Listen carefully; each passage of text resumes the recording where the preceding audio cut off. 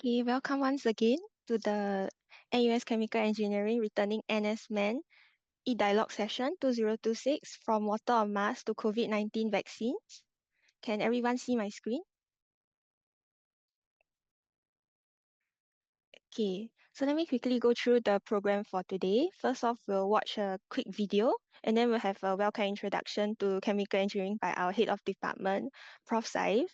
And then there will be a quick curriculum sharing by Dr. Suraj and then student sharing by your senior Derek, and a Q&A session, and finally some feedback. So our speakers for today, this is Prof. Saif, Head of Department, and we have Dr. Suraj, Senior Lecturer, and this is Derek, our final year student who is your senior. Okay, some ground rules before we start the session. Please use your real name so that we can get to know you better. For any questions during the presentation, please use the Q&A function. The chat has been disabled. For any questions that you want to ask live, please set your name to the name that you signed up with and use the raise hand function. And when we call your name, you can unmute yourself. Okay, without further ado, let's begin with the video.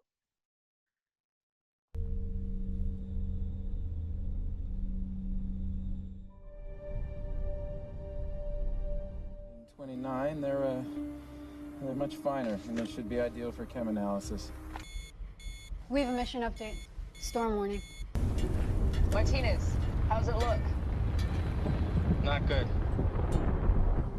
Emergency departure. Commander?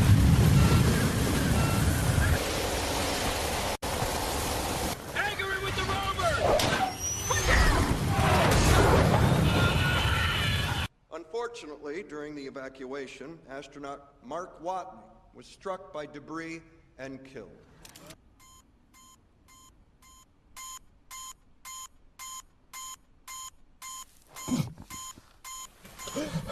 Oxygen level critical.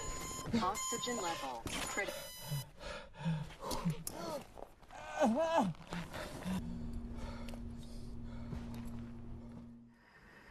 I'm alive. I have no way to contact NASA. And even if I could, it's gonna be 4 years until a manned mission can reach me. And I'm in a hab designed to last 31 days. If the oxygenator breaks, I'm gonna suffocate. If the water reclaimer breaks, I'll die of thirst. If the hab breaches, I'm just gonna kind of implode. And if by some miracle none of that happens, eventually I'm gonna run out of food. Right. Let's do the math. Our service mission here was supposed to last 31 souls. For redundancy, they sent 68 souls worth of food. That's for 6 people. So for just me, that's gonna last 300 souls, which I figure I can stretch to 400 if I ration. So I gotta figure out a way to grow 3 years worth of food here on a planet where nothing grows.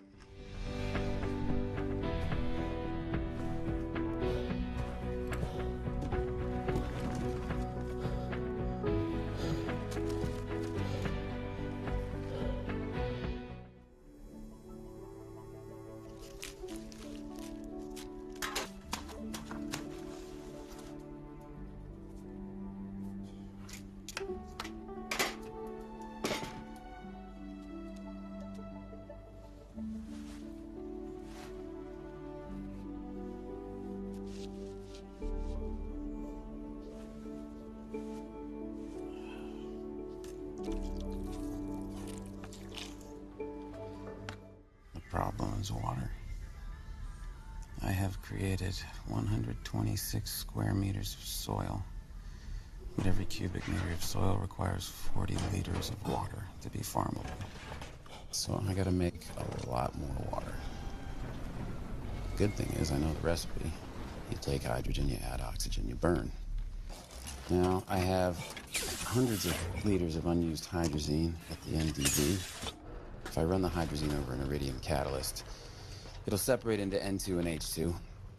And then if I just direct the hydrogen into a small area and burn it. Luckily, in the history of humanity, nothing bad has ever happened from lighting hydrogen on fire. NASA hates fire because of the whole fire makes everybody die in space thing. So everything they sent us up here with is flame retardant, with the notable exception of Martinez's personal items.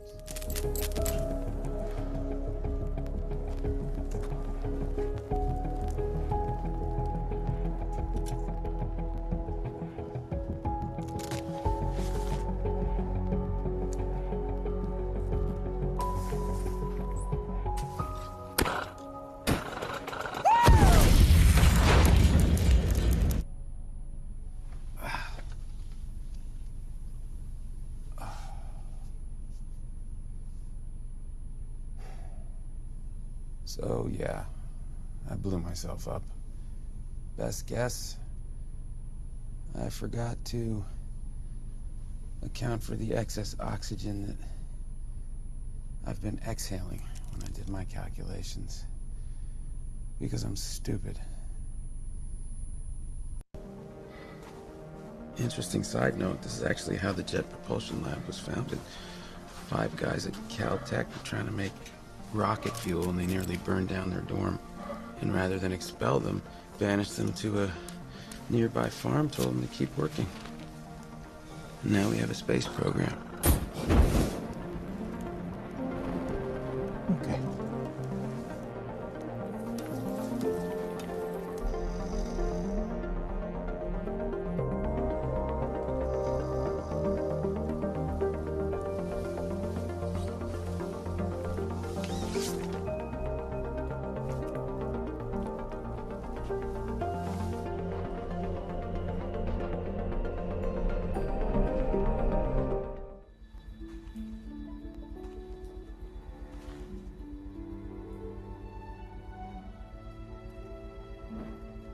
Hey there.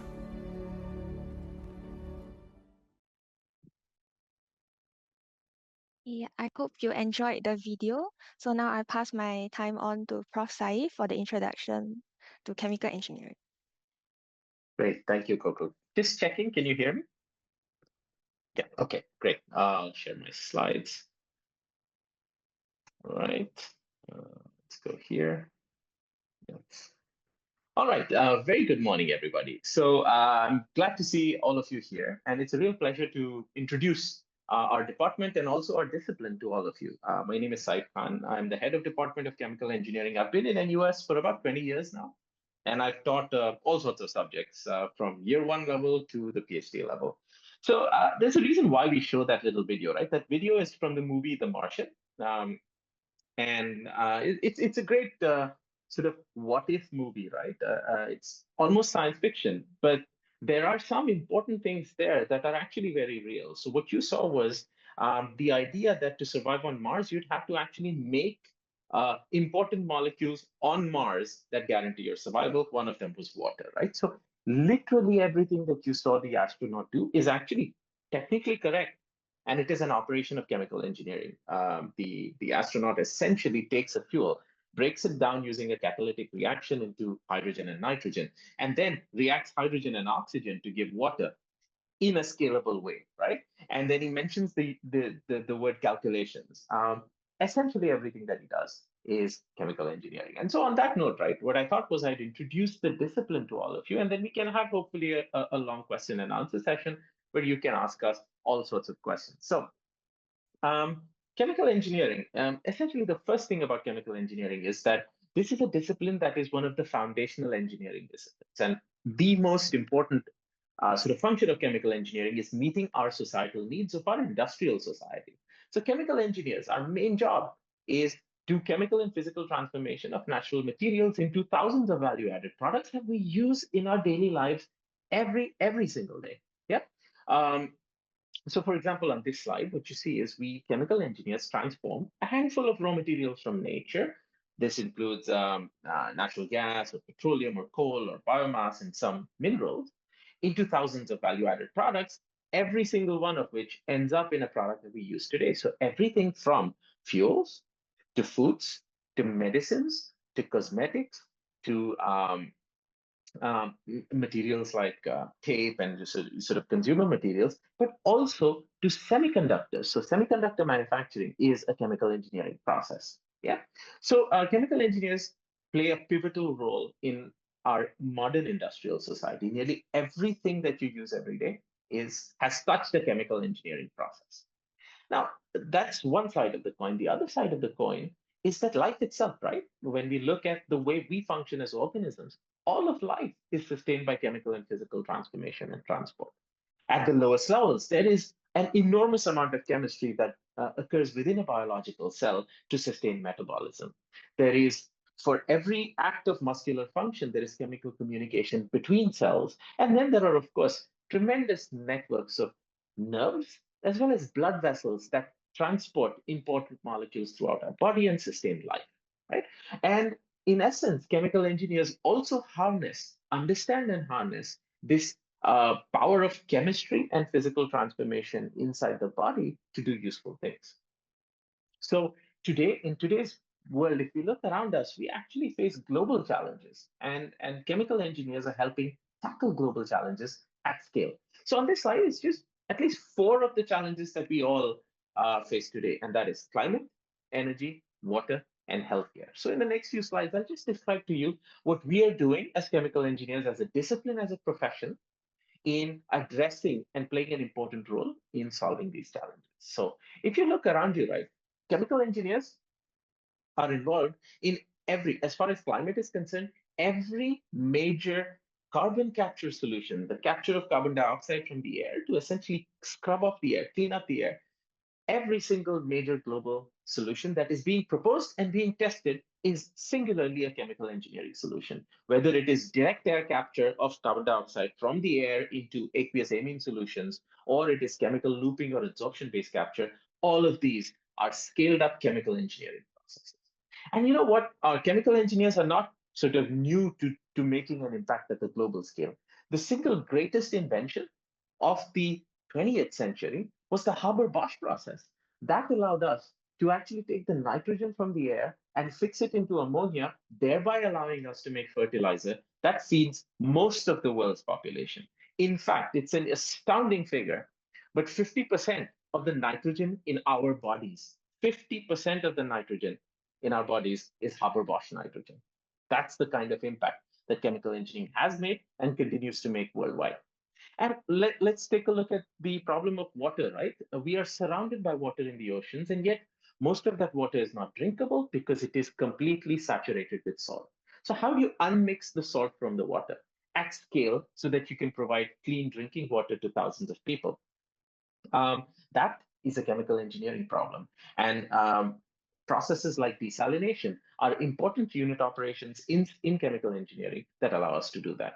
And the same can be said for treating wastewater to once again make it drinkable. And so at NUS Chemical Engineering, we have a lot of interest and activity in this space as well. Now, if you look at the last 5 years, right, one of the biggest challenges that faced us was the pandemic.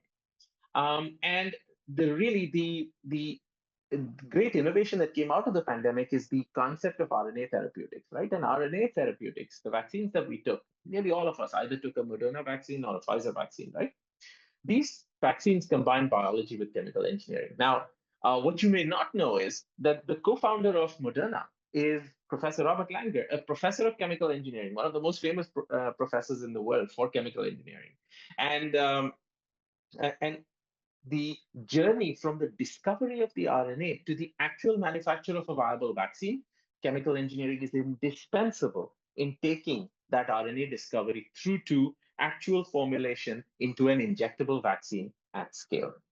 So last but not least, right, what you see around you consistently now is the idea of machine learning and artificial intelligence that is accelerating the way we do things, with the way we do science, the way we do technology. And chemical engineers are deeply involved in really thinking about the factories of the future that will be smart, AI-enabled factories that will actually allow us to do things way more sustainably and with more precision than we could do in the past.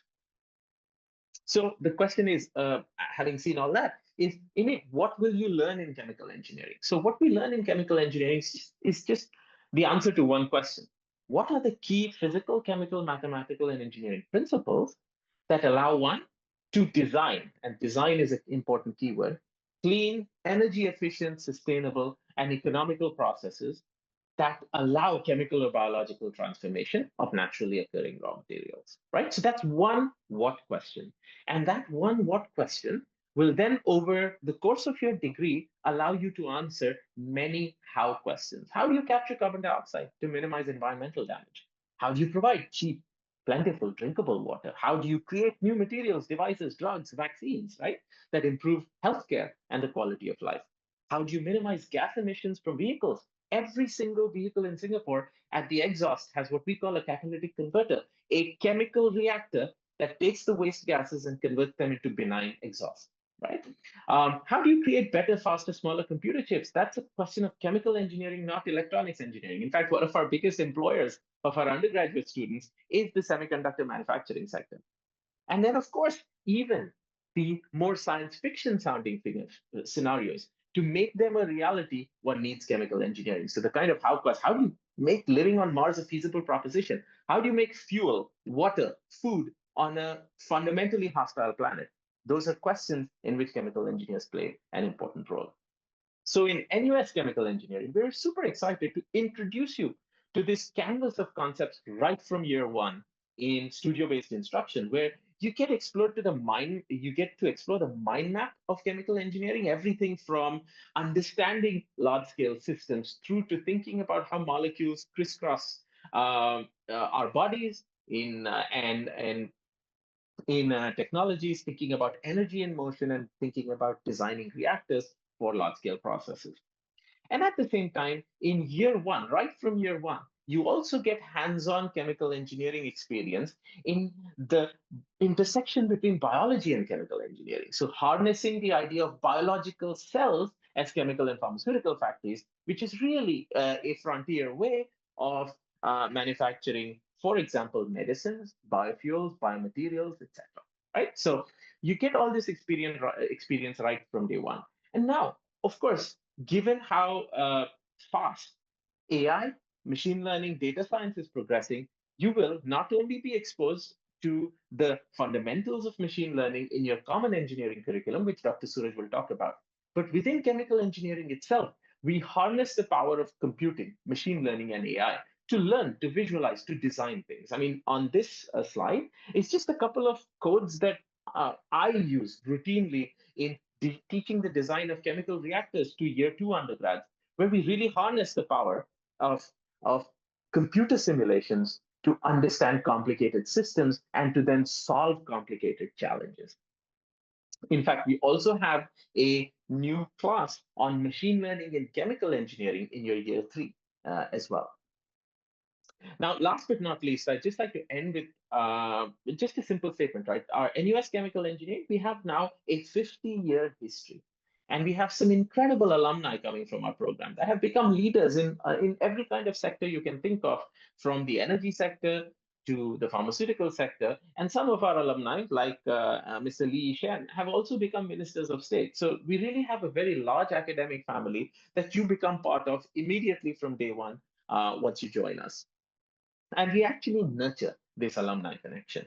So in fact, we recently, last year, we celebrated our 50th anniversary, and we invited our alumni right from the 1972 cohort through to 2024. It was an amazing celebration.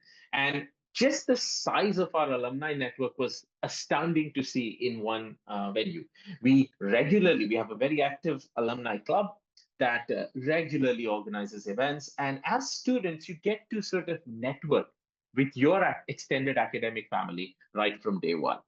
So with that, I'd like to welcome you to NUS Chemical Engineering. And after we discuss the academic perspective as well as student perspective, I'd love to answer questions that any of you may have on any kind of topic. So thank you very much, and I'll hand the time back to Coco. Thank you. Thank you, Prof. Saif. Now I'll pass the time on to Dr. Suraj, who will introduce the curriculum.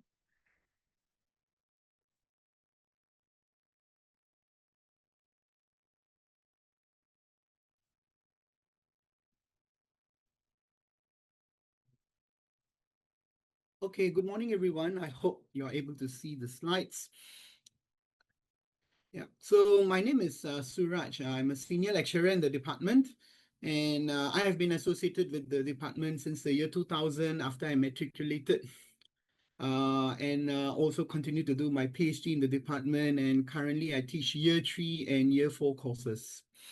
Okay, so what I'm going to do now that you've seen what the chemical engineering discipline is about and what are some of the contemporary problems that chemical engineers address, and also some of the highlights from the courses that you will learn in chemical engineering.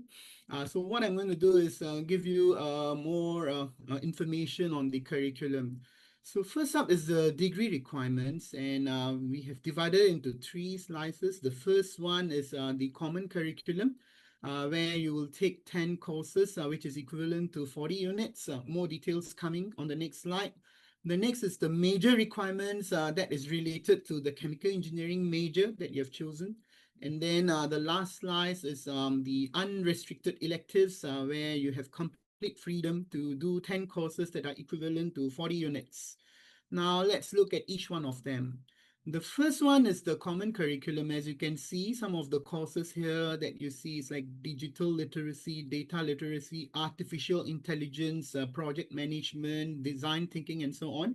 So basically, these courses we have also in discussion with the industry. So we have come up with these courses which actually prepare you for the 21st century workplace. So they give you the necessary skills as well as knowledge that you need to adapt and survive in today's workplace.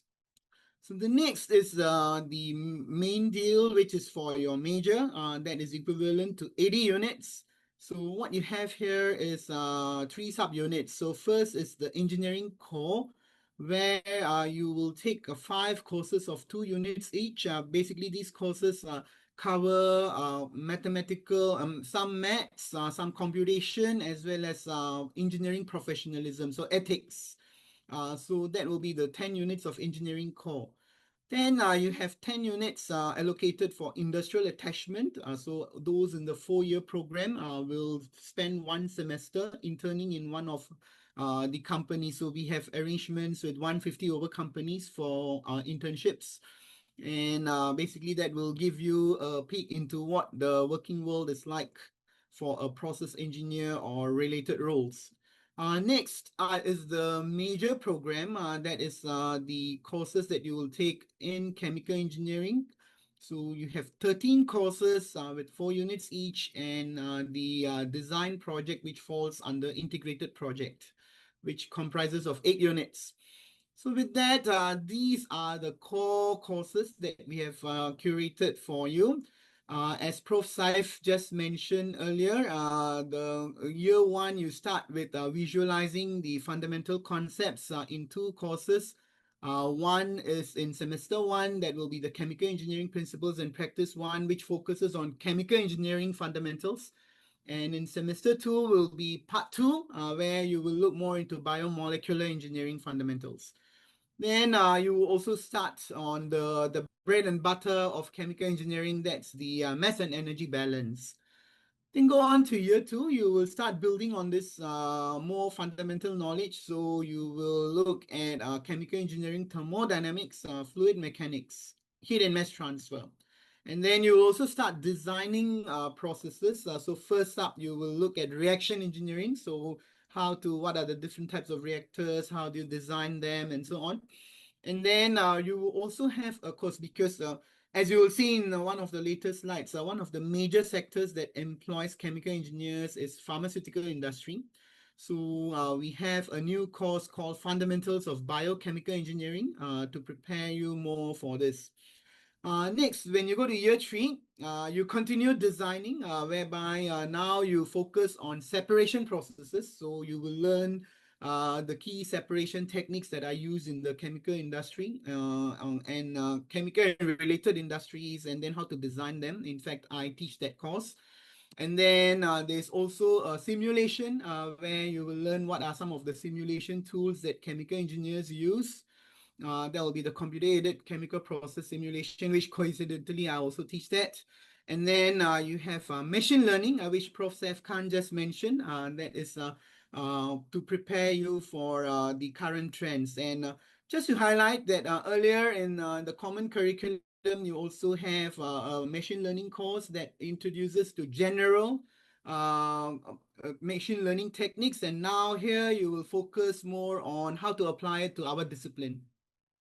Then going on to year 4, there's one very important thing that any process engineer needs to take note of. That's how to keep processes under control.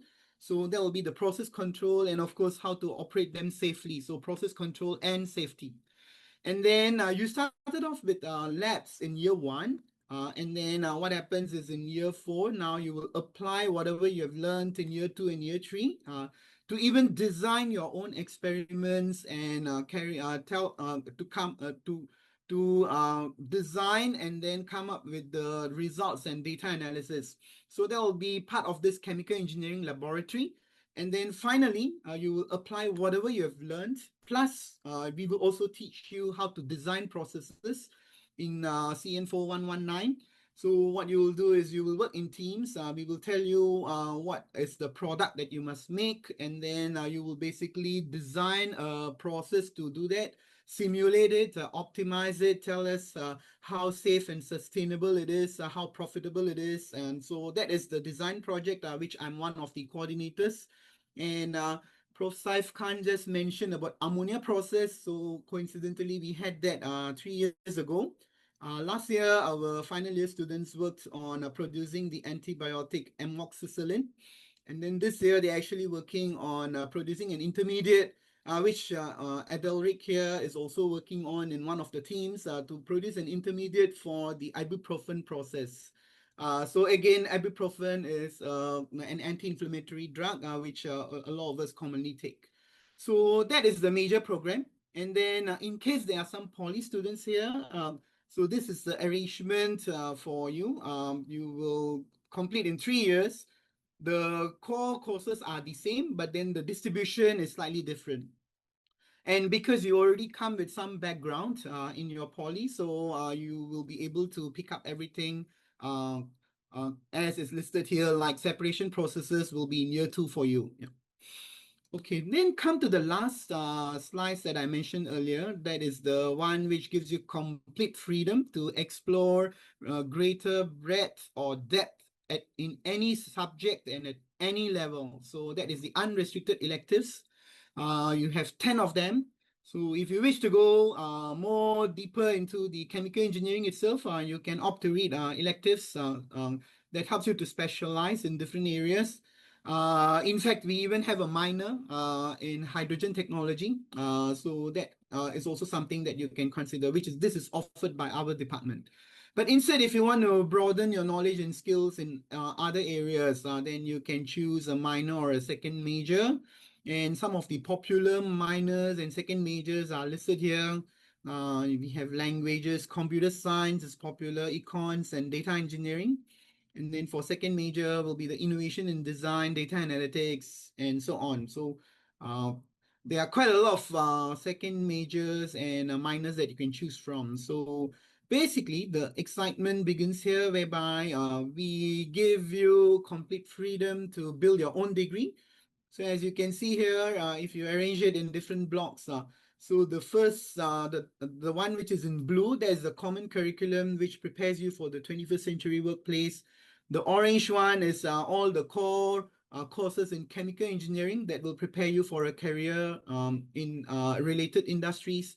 And then on top of that, the topmost ones are the ones that you can build on your own. So let's say you want to go into the process engineer, or you want to go into microelectronics. So one thing that you can look for is to do the process engineering specialization. And then if you want to go for microelectronics, you can consider doing a minor in engineering materials. For process engineer, you can take other technical electives. If you want to go into pharmaceutical industry, which is one of the major hiring sectors of our graduates, then you could opt for the biopharmaceutical engineering specialization, and then or top it up with a minor in pharmaceutical science. And for commodity trading, which is also quite a popular career option for our students, you can aim to even do 2 minors, so one in econs and one in data analytics. And then if you want to go into entrepreneurship, we have the second major in innovation and design. And on this slide is the same options, just giving you a different view of it. But what I would like to highlight is the one on if you want to go into sustainability industry, which is also a common trend these days. So what you could do is you could opt for a specialization in safety and sustainability and build it up with the new minor that we have in our department, that's hydrogen and low carbon technology. Yeah, so and these are just some of the possibilities, the combinations that you can come up with. There are many of them, not just restricted to these 5 or 6. Then brings to the industry connections. So what we have is for internship opportunities, as I mentioned earlier, we have tie-ups with more than 150 companies, and basically they give the places, and then there's a portal where you can apply and so on. So all that will be done when you are in year 2. Then we have for design project, for which I'm one of the coordinators. So we actually have industry mentors also who come in. They in fact also work with us when coming up with the project statement, plus also interact with the students and answer their questions. Bringing in more of the industry perspective, and we also bring in a lot of industry experienced people from industry to share about how things are done in the industry, how different it is from what we learn in university. So those are the industry talks that we have, not just for design project, but in other courses as well. And a lot of our technical electives, like if you look at, for example, petroleum refining or project engineering, we bring in industry experts to teach them.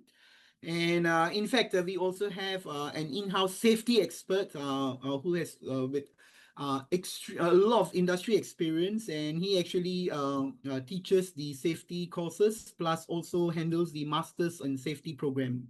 So then we have faculty. Yeah, so that's the faculty with extensive industry experience. So last thing is about your career prospects. So you must be wondering what are some of the roles that you can take, or what are some of the sectors that you can go into. So of course, chemical engineers and oil and gas, it's a natural combination. So that's definitely one of them. But increasingly, a lot of our graduates are going into semiconductor and pharmaceutical. So these 3 are the most popular sectors. But then we also have other sectors where our graduates go into: engineering, design, consultancy, environmental safety, health, environment, technology. Food and consumer goods is actually one of the sectors which employs chemical engineers for manufacturing. And then we even have our graduates who go into finance and management. That's because of a program. It really gives you a lot of analytical skills and trains your critical thinking skills, which is actually valued by financial institutions. And then not to mention the government and statutory boards like the EDB or the NEA. Yeah. And then we have, of course, graduates who go on to do further studies. Increasingly, there's a trend of our graduates taking up PhD as well, either here or overseas. And so they actually go into research careers. So these are our top 5 employers over the years. You see that, again, the 3 major sectors are covered here: oil and gas, ExxonMobil and Shell, Semicon, Micron and Global Foundries, and pharmaceutical, GSK. In fact, pharmaceutical industry is expanding like anything in Singapore. So there are a lot of options for you to choose from. So our top 20 top employers for 2025 are listed here. Again, you see a good range of different sectors. That is, we even have graduates going into like companies like Shopee. Yeah. And a final word is something that we would like to highlight about our department is you will see that a lot of us teach very well. That includes our head, Prof. Sefkan, who teaches reaction engineering. Yep.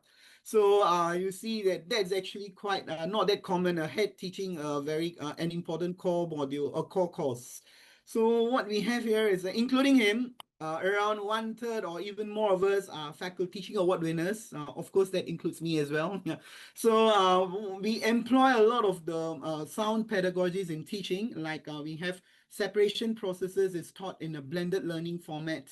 So we employ different pedagogies which will improve the learning outcomes in your courses.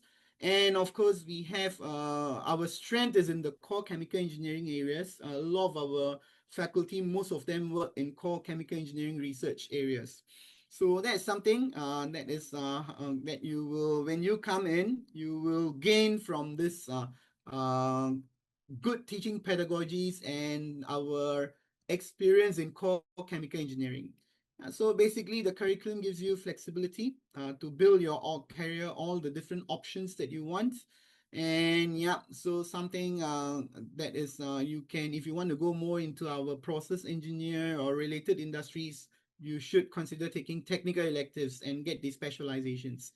Of course, my email is here, so you can always contact me while you're even finishing off your NS and preparing to matriculate. Yeah. Okay, wishing you the best, and now pass back the time to Coco. Okay, thank you, Dr. Suraj, for your amazing presentation. Now I'll pass the time to Derek.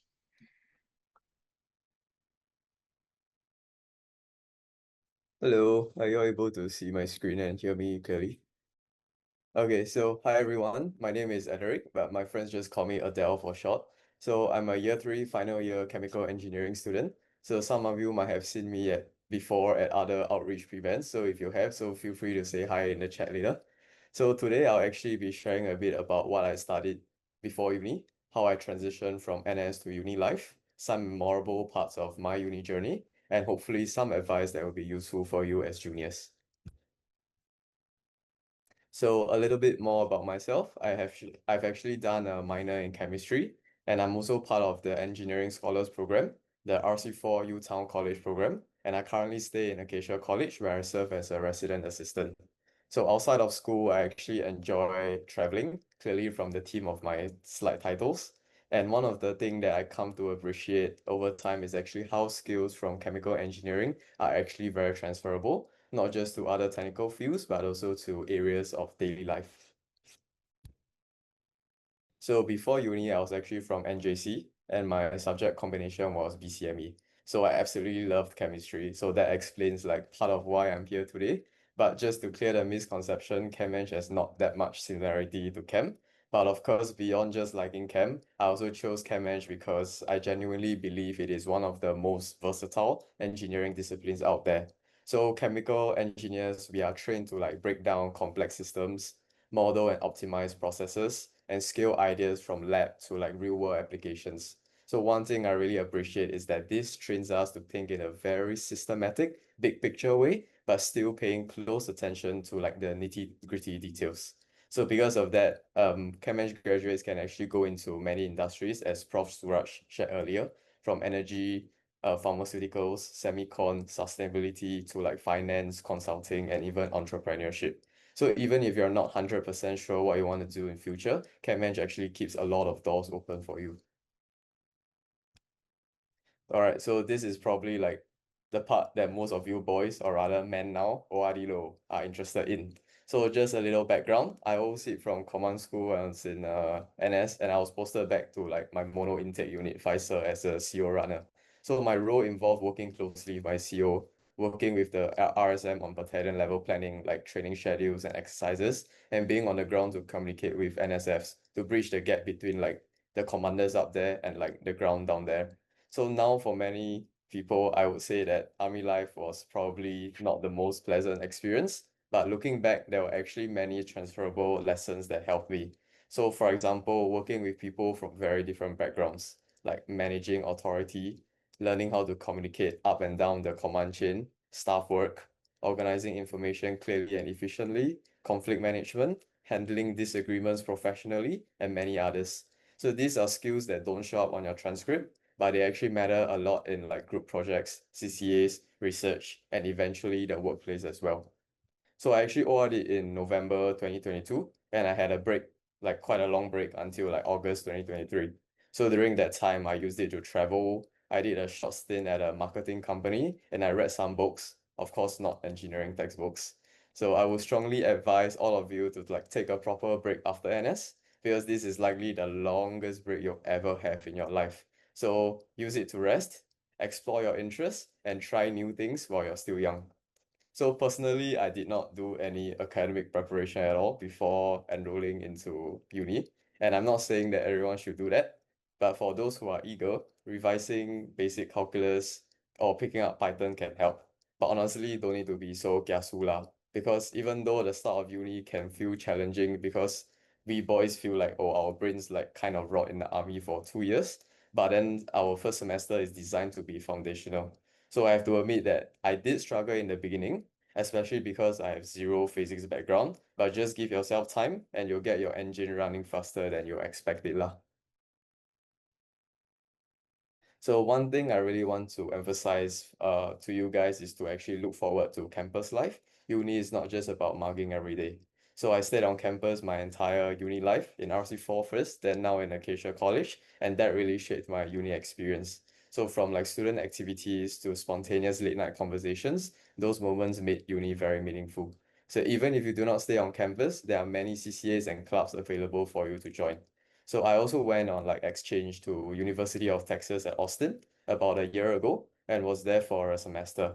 So as an avid traveler, I definitely love the exchange. But of course, it isn't just about traveling. It is also about stepping out of your comfort zone and seeing how different education systems work and learning more about yourself in a new environment. So it was really great exposure for me. And honestly, being able to have so much fun while receiving a holistic education is something I really credit back to the department lah. So I would say subjectively and objectively, CHB is the best department in CDE. Okay, but firstly, sorry to the profs and support staff here. I didn't mean to compare you all to like air stewards and air stewardesses based on my slides. It is just for the theme of my presentation. So anyways, I would just want to say that our profs here are not just educators. They are actually mentors who genuinely care about our growth beyond academics. So just a special shout out to our HOD, Prof. Saif, for taking time out every semester to have a chat with me to like find out how I'm doing and like see where I can go from here on lah. And our support staff are very amazing as well. They are people you can actually talk to and be friends with, and they are the ones behind the scenes ensuring all of us have a smooth journey in school. So if you ever see them around school, just take a moment to greet them and show your gratitude towards them. And lastly, there are also many exposures, activities, opportunities available presented by our very own department. So some of them that I participated in actually include the freshman orientation program, which I highly suggest that all of you should make time for because this is the best chance for you to make friends with your classmates who will be with you for 3 or 4 years. And then there's an exam welfare every semester, industrial visits and sharings. So for example, I actually participated in a Chem-Eng challenge, which is like a case comp for those who are familiar with the term, the most recent summer break. And I actually got a chance to visit George Fisher office. So it was a really cool experience. And there are many research opportunities for those who are interested in it. So personally, I'm actually currently doing a year-long research project with one of the profs in our department on electrolysis of carbon dioxide. So besides these, there are also other activities available that I did not participate in, such as like Project Sherway, which is like an overseas community involvement program planned by chemical engineering students like yourself maybe in future, and also the CHES, which is like the Student Society for Chem-Eng. And here I will just end with some advice for you guys. So firstly, academic wise, uni is very different from secondary school or JC. So rote learning will not work over here. So understanding the underlying concepts is very, very important, as Prof. Saib always said. So getting exam questions right doesn't mean much if you can't apply these concepts to the real world. So uni is meant to prepare you for life beyond school. So all the A's on your transcript won't mean much if you don't understand what you're doing. But the good news is that your profs here are very, very approachable. So email them, ask questions, clarify doubts early, and last minute mugging might save your grades, but it doesn't help you learn. So remember to be consistent and be conscientious. Future you will thank you a lot for this. And outside of academics, please find a hobby that is not related to studying. develop yourself holistically. So uni is like the last environment where you can safely try many things with relatively low risk. But remember, freedom is a double-edged sword. So just manage your time well. And finally, keep a growth mindset. It's normal to feel stressed or feel lost at times, but you're not alone. Everyone struggles, just in different ways. So learn from your setbacks, move forward, and don't be so hard on yourself. So I hope this sharing gave you like a clearer picture of uni life and chemical engineering. And if you have any questions about school, exchange, research, or just life in general, and you're kind of shy to like put it in the Q&A channel over here, I'm happy to share more. So here's my Telegram QR code that you can scan, and also our department's Telegram channel. And this is the end of my journey, and now it's your time to depart. So bon voyage. And now I will pass on the time back to Coco. Thank you, Derek. I'm sure all your juniors in this session really appreciate the tips and advices you give them. So now we'll proceed with the Q&A session. I think the first question that we would like to answer is this question. Good morning, Prof. Is it true that Chem Eng is more math and physics than Chem? Yeah, I think that's a great question, and it's a question that over 20 years I have seen it's the most frequently asked question. Yeah. So let's ask ourselves, right? In essence, chemical engineering takes a discovery that is perhaps made in a lab, right? And we make it into application, right? We make that benefit that discovery benefit mankind. Now, so what does it take to actually scale up a chemical discovery inside a lab made in a small test tube to an actual process that actually makes perhaps thousands of tons of a particular molecule, right? That then benefits people's lives. You need to know a lot more than just chemistry. You need to understand how molecules are work inside fluids that are flowing around and acquiring or giving off energy, and you need to understand process systems. And therefore, right, in addition to chemistry, what you need to understand is intuitively is physics, and you need to have a grasp of mathematics. Now, physics, right, we apply physics towards whatever we need, and it's self-contained in the sense that in all our courses, wherever physics is required, we do sort of teach it somewhat from scratch, you know. So, yeah, as an engineer, right, engineering in general, you will need some grasp of physics and a solid grasp of math because we are quantitative people. We want to take discoveries and translate them to large scale application. You can only do that quantitatively, right? So I hope that addresses. And it's not too daunting. It's not like the physics that you're used to in high school. It's actually more conceptual. And all our courses that actually utilize physics do somewhat take a from scratch approach. So I hope that addresses.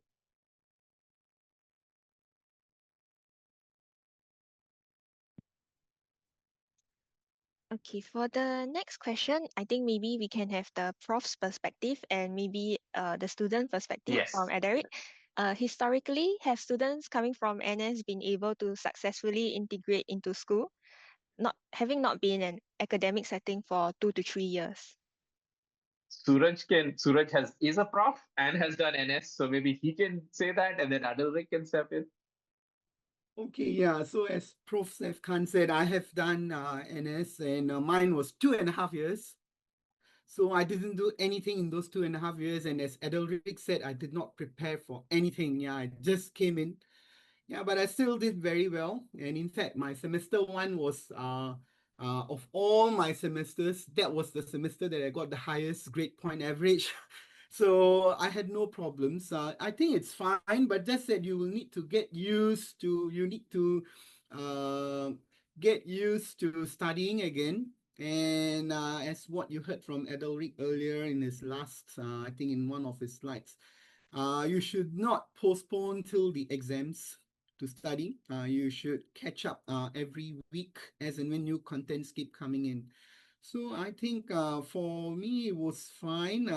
But yes, as you heard earlier from him, it would be good at least if you revise some of the basic physics and chemistry. And all the more important now because back in my time, we used to have some of those courses in year one. So we had chemistry, physical chemistry, and all that. So it also served as a revision. But for you, because the world has now changed and there are so many other skill sets that we need to bring in into the program. So I would advise that you should at least touch up some of the basics of chemistry, physics, and maths. Yeah, that's my input. And let's hear from Adalric. Yeah. Okay, so personally, I think along the gist of what Prof. Suraj said, I think what we think is very similar. So definitely we'll be able to integrate pretty fast. I mean, if not, I would not be sitting here today speaking to all of you guys. So personally, yes, I did not do any like academic preparation, but even if you don't do it, it's fine. So you just have to make sure, like what I said, you have to make sure you are very conscientious and very consistent. So once you step into uni, you should put in a little bit more effort than the girls, obviously, because your brain hasn't been maybe working and thinking for like the past 2 or 3 years. So it's very important that you put in a little bit more effort than the rest to like get back into that, the study mode. And definitely you should prepare. If you really want to prepare, you should prepare a little bit more on your math, because our engineering modules are pretty math intensive, and like it will be good for you to revise a bit of your chemistry and physics, like what Prof. Suraj said, because unlike previously the previous curriculums, there is some, like I think, some basic chemistry courses for you to get back into that mode, but right now there isn't. So it's more important for you to make sure you revise on this prerequisite knowledge that you already have beforehand, and it should be pretty fast. Like I think for me, I think it took me about 1.5 months to get my engine back running. Yeah, so just make sure you don't wait until the last minute, because you try to cram everything in the last minute, you're basically just memorizing, you're not understanding. And if you don't understand, then when you move on to your future semesters, then this is where the problem will come in. Yeah.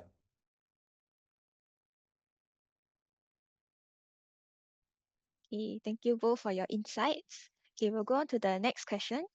Asking about how big the gap is if we go into Chem Eng without a physics background, and would bio students be at a bigger disadvantage compared to physics students? I can start, and then the others can step in, right? Like so I've the background I come from is I've taught year one students for many years. I've taught year two students, right?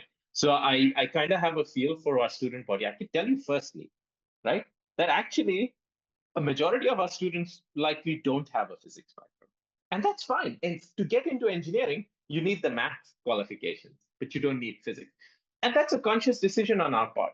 And that is to make engineering more accessible to broader students. What that also means is again, let me emphasize this, we teach concepts from scratch. All you have to have is a willingness to pick up those concepts, right? So the emphatic answer, yeah, to the question is, how big is the gap? There's actually no gap, and there is no penalization for, let's say, biology students, right? No. So I teach year one introductory chemical engineering, right? We build the foundations from scratch, honestly. However, if you do have some exposure, as Adalric and as Suraj said, right, by all means revise it. But even if you haven't had that deep exposure, doesn't mean you're at a disadvantage. That's what I'll say. And that's evidenced from having taught students over 2 decades. Yeah.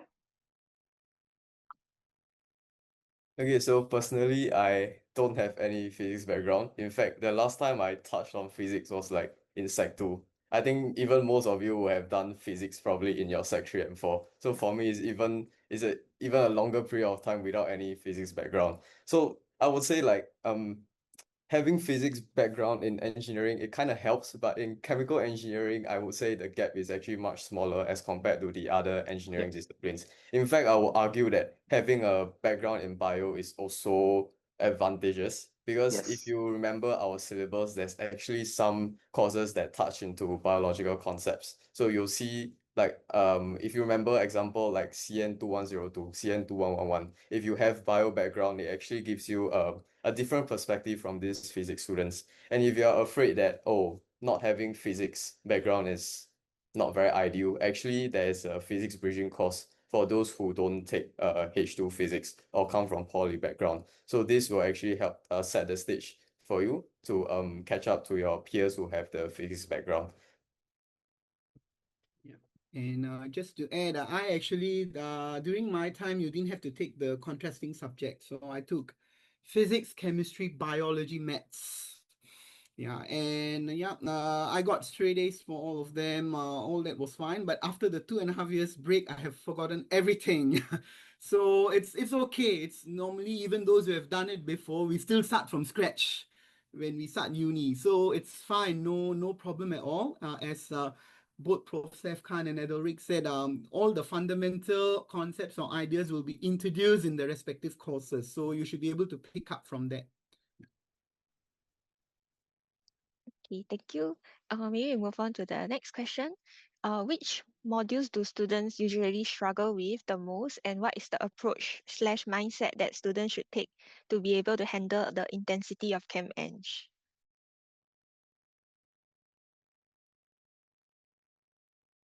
Again, I can maybe take a stab, and then Suraj can step in. So look, Kevin's right. The core chemical engineering courses are new subjects. Yeah, you'll encounter them in ways that you haven't seen before. So when you say struggle, right, whoever has done an undergrad chemical engineering degree, right, the first time we are introduced to these new subjects, it's a difference from what we've done in secondary JC or poly, right? So there is a bit of challenge in actually encountering new concepts in thermodynamics, in fluid mechanics, in reaction engineering, in heat and mass transport, in process control, right? These are foundational subjects. And that's the good thing. You should feel that challenge when you encounter new things. So that's the challenge. Yeah. Now, individually, it depends student to student which one of these they find more hard or less challenging, whatever, right? But that's one. What was the second part of the question? The second part was The mindset. yeah, the mindset change. So Adelik already mentioned that. Yeah, all you have to do is be on task. Don't leave everything to the end. Attend the lectures. Yeah. In fact, I am a strong proponent of actually asking people to just come physically to the lectures. That's one. Right. Be on task. Do your readings. Right. So every week there will be some associated class material. If you stay regular and you actually oil your gears and think, discuss with your friends, you will find no problem in keeping up with any engineering course. It's only when you leave everything to the end, right? And I understand that you may have 1,000 different activities that you want to take part in, but you have to be a bit more regular and intentional in a university. And then that should be okay. So that's the mindset change, is consistently keeping up the work, talking with people, whether it's professors and even your peers, the students around you. You'd be surprised how much you can learn by that. So I'll stop there. I'll let Adalrik and Suraj also address this in their way. Yeah, so from the student perspective, like what Prof. Saib said, the most difficult course, is that a question? I think it differs from student to student. Everyone has the different opinions. But for me personally, I think I struggle with the most for fluid mech and heat transfer, because it's like the one where some physics is required. So I would say most importantly is you have to dare to ask, dare to speak up. So for me, when I was struggling with these two topics, the first person I approached was actually Prof. Sai, and he actually like dig out like some of his fluid mech notes from almost 1 decade ago and passed it to me to review, which was really helpful. So other than daring to ask, and you have to, like what I always mention, you have to be very, very consistent. So you must make sure you're always reviewing your content, going for lectures, reviewing the content, so that the moment you have something that you don't know, you make sure you clarify either with your friends or with the professor. Because if you can't understand, like let's say the first topic, then when you go on to the second topic without a strong foundation in the first topic, then it will just keep on snowballing into something worse. So always make sure you tackle something at the earliest stage possible when you encounter an issue. Yeah, so the profs are all very, very nice. A lot of them actually stay back after the tutorials for students to ask questions. So just make sure you use that chance, because tutorials are usually, let's say, 1 hour. If it's a 1 hour tutorial, it usually ends about 45 minutes in. So you have that 15-minute window to like clarify all your questions. So make sure you clarify all your questions and doubts before moving on. Because I think some people are very shy and like don't dare to ask. So if you're really very shy, actually the profs are very, very, very responsive on emails. and on Microsoft Teams. So just drop them a text and they'll let you know when they're available for like consultation. Yeah. Yeah, for me also the most difficult one was when I was a student, it was fluid mechanics.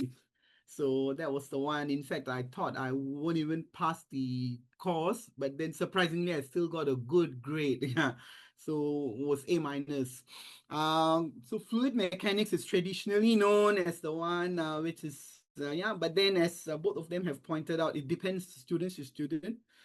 Since I teach separation processes, I know a lot of students find that as one of the most difficult course as well, because even though the basic concept is the same for every separation, but still, since we introduce a lot of separation techniques, and then there's graphical procedures which are quite intense. And then when we do this thing, liquid extraction, you need to look at the ternary diagram. So these are all some of the challenges. So a lot of students have actually told me that they also found separation processes as one of the challenging courses. Yeah. So that's my take. Yeah, but again, it depends student to student. Yeah. Okay, thank you. I think the next one might be directed to Derek or maybe Dr. Suraj also. What are some of the O/A level physics and math topics that you advise we should revise on if we want to be kiasu and prepare academically? I You will know, pass over to Adelric because yeah, I don't remember anything. the thing is, right, the thing is, if Adalric says something, right, that's not the only thing. I think Adalric already hinted it's a mindset more than exact topics, right? So if you want, you should just generally familiarize yourself, right? The moment we mention one topic, then you'll do that topic and not do anything else. And that also is not fair, right? So any such question, right? How important is this topic or how important is that topic?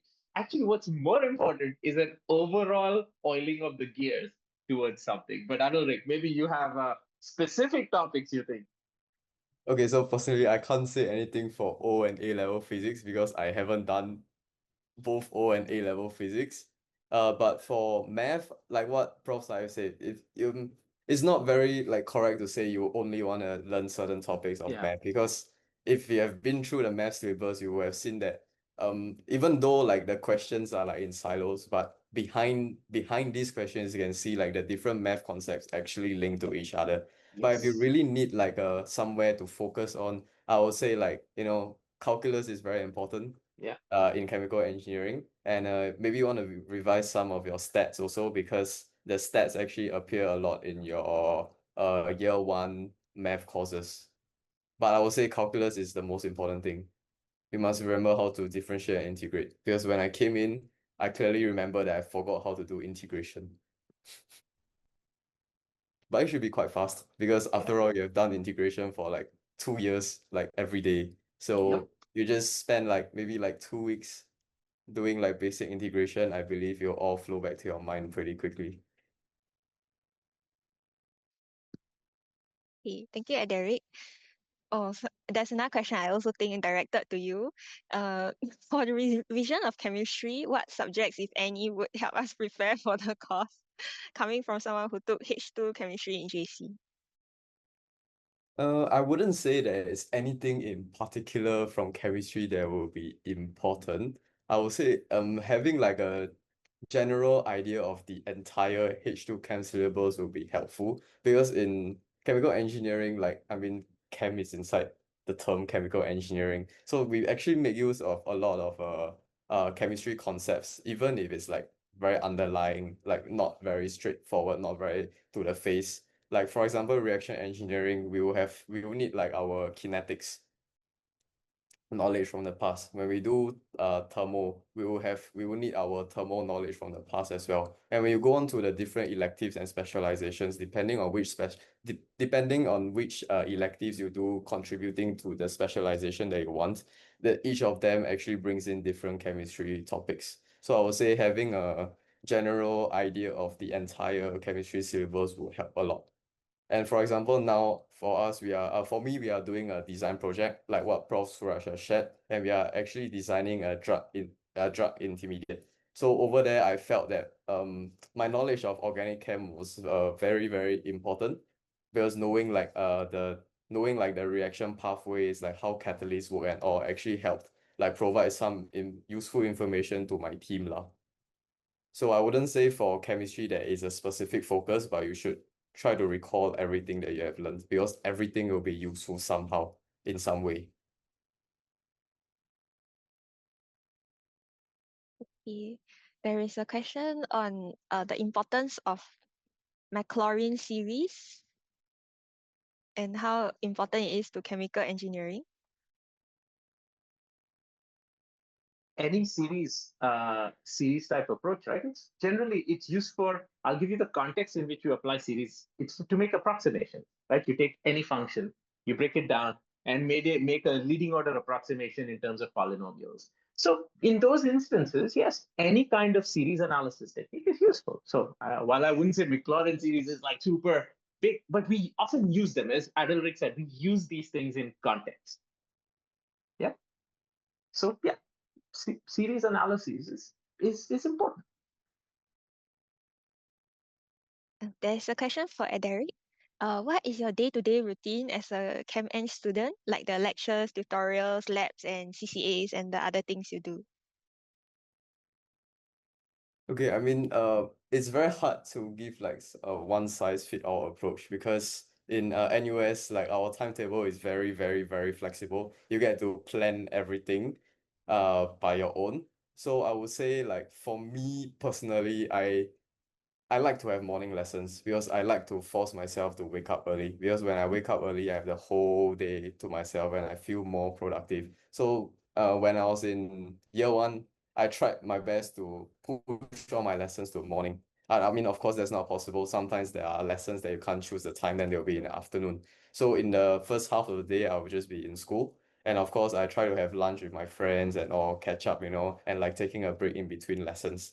Then because I stayed in an RC, so after class I will go back and then I'll have dinner with my friends and I'll make sure to like do my tutorial to prepare for tutorial before I go for my tutorials because even though some people say like uni is a very very right like a lot of freedom, like you want to do you do, you don't want to do you don't do, but actually our profs here, some of them are really are like your parents. They are still pretty traditional and they will actually check whether you have done your tutorials, but that's actually good for you. So for example, there's this prof in our department, Prof Katiga. So you'll probably see her a lot in the first 2 years. So sometimes when I get lazy, it's like very, very obvious to her. And she'll always pick it up and like she'll like tease me about it. And this always forced me to, oh, okay, I better like focus and make sure I do my work, do my review before I go for class.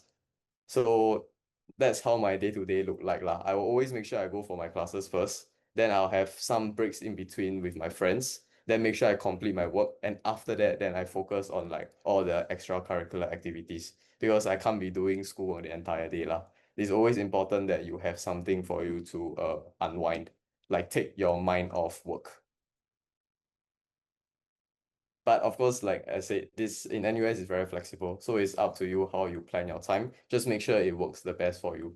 So for me, I'm a morning person, so I shift everything to the morning. Yeah. Thank you, Ederic. I think this is for the profs. And Ederic, do we need a graphing calculator for the stats modules or any other modules? I don't recall needing a GC at all. In fact, now looking at my desk, I only have a scientific calculator. Like, I mean, there are people who likes to use the GC, but I would say it's not required. Like a scientific calculator is enough for you to do whatever math you need to do in chemical engineering.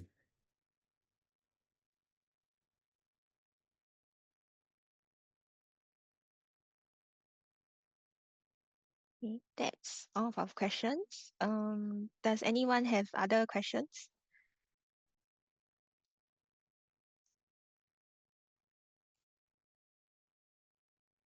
Yeah, hello, sirs. Just would like to ask one question for the curriculum. So the difference between the poly one and the direct entry, just want to clarify. Is the poly program like compulsory for poly students?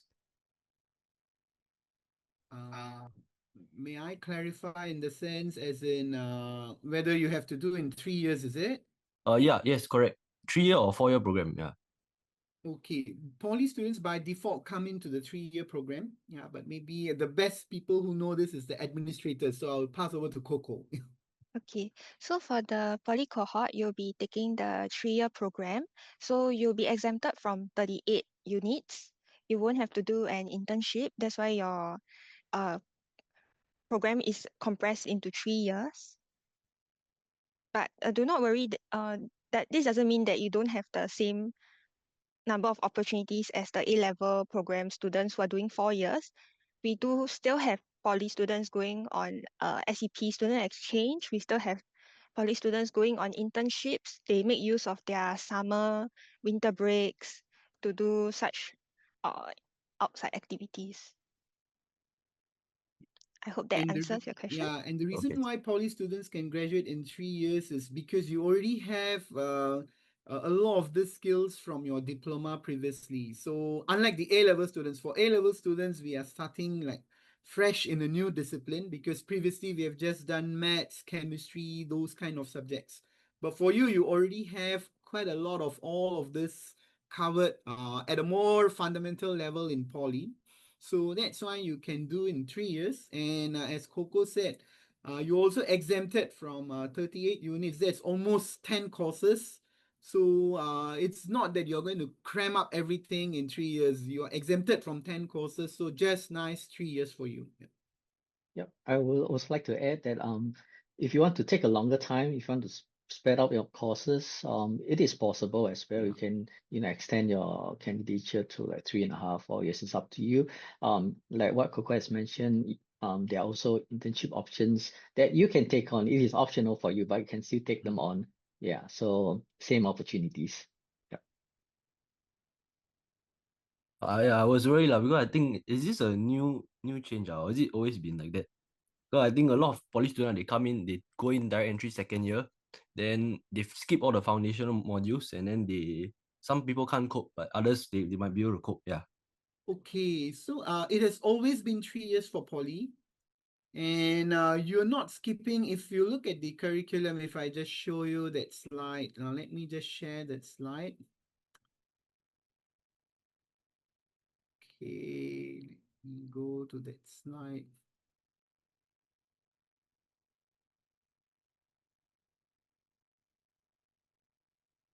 Okay, if you look at this slide, wow, what happened?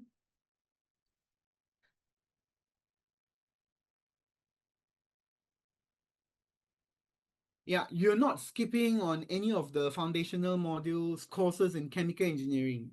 You see the A level, they are spreading it over 4 years. You are doing the same for chemical engineering, it's over 3 years. So what you are exempted from is some of the those courses in the common curriculum, and then industrial attachment you're exempted from because but then you can still do vacation internship or there are other means to do it. So you see that you are exempted from some courses from here plus the industrial attachment, but you are not exempted from any of this the major program. You have to do all of them, so you're not losing on any fundamentals. Okay, I Does see. that Thank you. address your concern? Yeah, thank you, Professor. Yeah. Yeah, no problem. And poly students have never had any problem as I interact with a lot of them. They have no issues at all. And in fact, something which I noticed is they were like for courses like design project, they actually have much better understanding of let's say things like the how processes work and all that. That's because of your prior what you have learned in poly before. Yeah. Okay, we have a new question.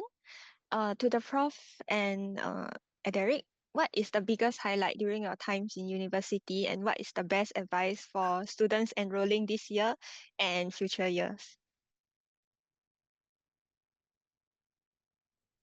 We have a Adele big can start spread. first. Yeah, we should start with the youngest. So we should start with Adelaide. Yeah.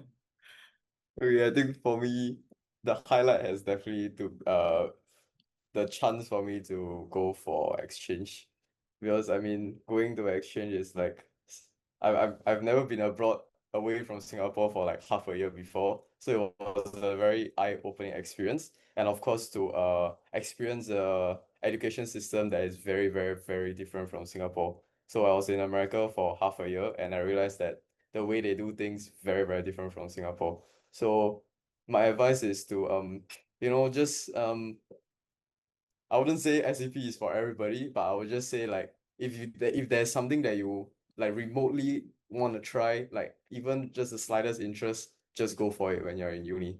It's the last place where you can you know try different things, fail and then try again. Okay, so for me, basically, it was the friends I made, all the happy times that we spent. Those days, there were no such thing as lecture recordings and all that. So we attend all classes, whether we like it or not.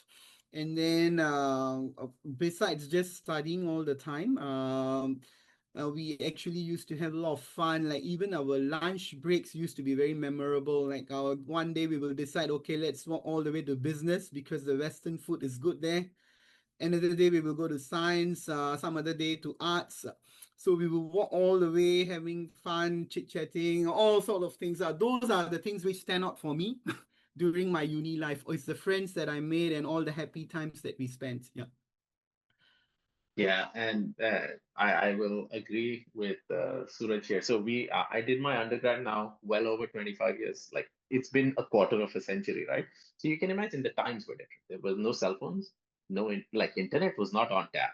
You had to actually go somewhere.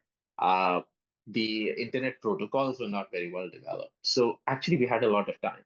So the biggest highlights for me were exploring the discipline. So we used to read a lot of books, right? So beyond what the curriculum would say, and then discuss with friends. And at the same time, we used to play sports like really hard. Yeah, because we had that much time. So just friendships that you build that last for life, but also the excitement of exploring a new discipline in a somewhat unstructured way, right? Just self-motivated way. It was and being advised by profs who actually genuinely were excited by the subject was a highlight for me. Yeah.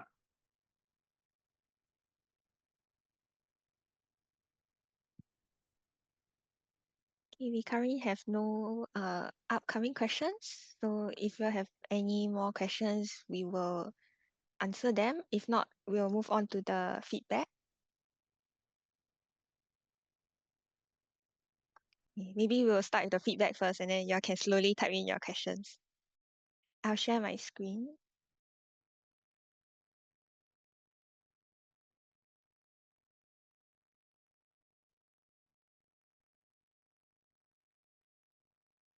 Okay, can scan the QR code.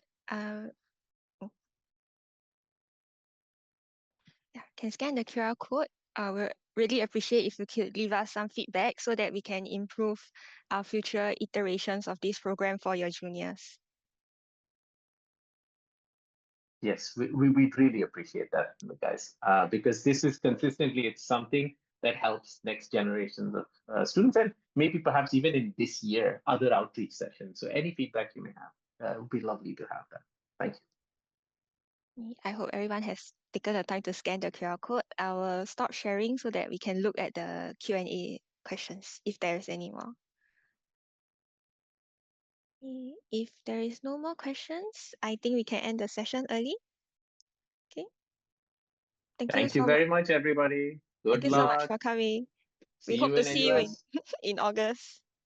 Good See you weekend. soon. Yeah. Take care, guys. Bye. Bye.